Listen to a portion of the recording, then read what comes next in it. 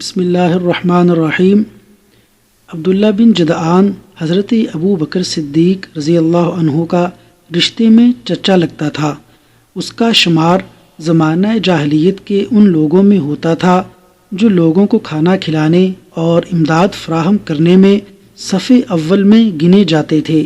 شروع میں یہ فقیر و کنگال تھا، بد چلنی اس کی عادت تھی اور معصیت و گناہ کے کاموں میں بکثرت ملوث رہنا اس کی فطرت۔ اس کی اخلاقی پستی اور شرارتوں سے تنگ آ کر اس کے خاندان و قبیلے والے اسے نفرت کی نگاہ سے دیکھتے تھے۔ اس کا گھرانہ بلکہ اس کا باپ بھی اسے سخت ناپسند کرتا تھا۔ گھر، خاندان اور قبیلے کی نفرت انگیز نگاہوں کی تاب نہ لا کر وہ ایک دن مکہ کی گھاٹیوں کی طرف نکل پڑا۔ اس کی نظر پہاڑ کی ایک غار پر پڑی۔ سوچا ممکن ہے اس کے اندر کوئی موذی جانور ہو جو مجھے موت کے گھاٹ اتار دے۔ چنانچہ جان بوجھ کر غار کی طرف بے خوف بڑھا تاکہ خود کو موت کے منہ میں ڈال دے، اور پھر گھر، خاندان اور قبیلے کی طرف سے جس نفرت و بغض کا اسے سامنا کرنا پڑ رہا ہے اس ذلت و عار سے ہمیشہ کے لیے آرام پا جائے۔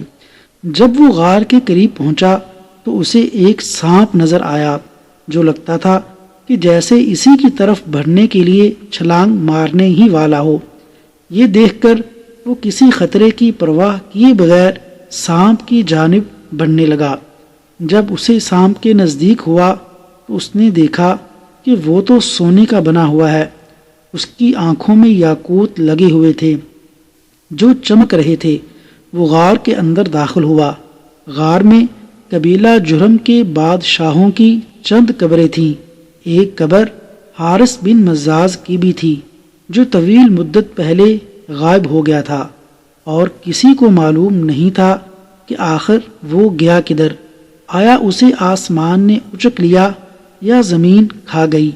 عبداللہ بن جدعان کو ان قبروں کے سرہانے سونے کا ایک تختہ ملا جس پر ان بادشاہوں کی تاریخ وفات اور ان کی مدت حکومت کی تفصیل درج تھی۔ نیز ان قبروں کے پاس ہیرے، جواہرات اور سونے چاندی کا انبار تھا۔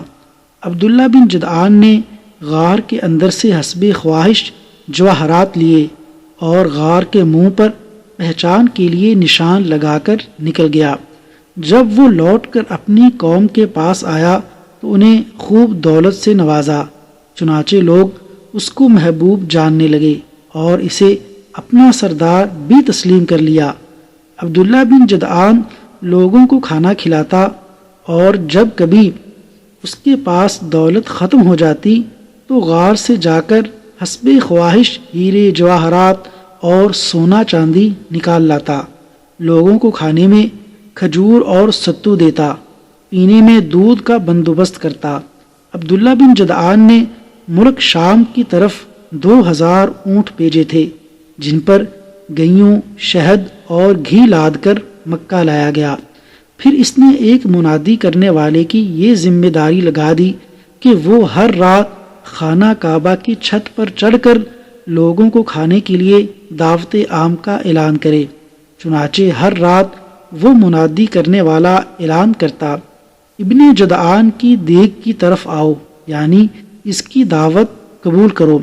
صحیح مسلم کی شرح میں عبداللہ بن جدعان کی دیگ کے متعلق لکھا ہے، ابن قتیبہ کہتے ہیں عبداللہ بن جدعان کی دعوت طعام والی دیگ اس قدر بڑی تھی کہ اس سے اونٹ سوار سواری کی پیٹھ پر ہی کھانا لے کر کھا لیتا تھا۔